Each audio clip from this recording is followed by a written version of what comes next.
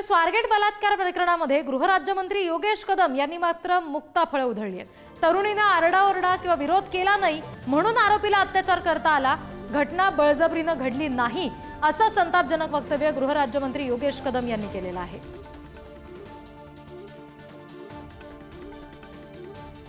परवाच्या दिवशी जी घटना घडली ती घटना कुठले फोर्सफुली किंवा तिथे कुठला स्ट्रगल किंवा असं कुठल्याही तिथे न झाल्यामुळे तिथले जेव्हा घटना घडली त्यावेळेला तिथे देखील जवळपास 10 ते 15 लोक त्या बसच्या आजूबाजूला देखील तिथे उपस्थित होते आणि कोणालाही तिथे शंका आली नाही आणि त्यामुळे कदाचित ते जे क्राईम त्याला सुरळीतपणे करता आलं।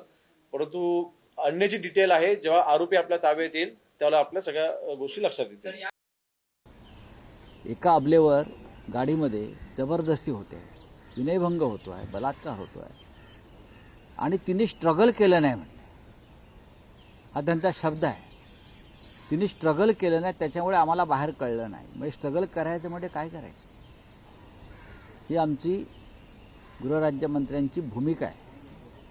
म्हणजे काय करायला पाहिजे, काय करायला पाहिजे। पोलिसांनी आरोपीला पकडल्याचं आपण सांगताय त्याबद्दल नक्कीच पोलिसांचं अभिनंदन।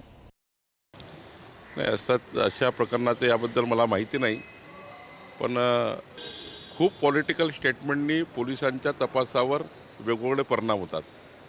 त्यामुळे अशा प्रकरणामध्ये पॉलिटिकल स्टेटमेंट करण्यापेक्षा पोलीस कारवाईंना सपोर्ट केला पाहिजे, पोलिसांचे मनोबल वाढवलं पाहिजे आणि पोलिसांना त्या ठिकाणी अजून इन्सिस्ट केलं पाहिजे की अशा घटना होणार नाही आणि याकरता समाज, त्या ठिकाणी राजकीय पक्ष आणि पोलीस असं म्हणून काम केलं पाहिजे, तर अशा घटनाला पुढे आळा बसेल।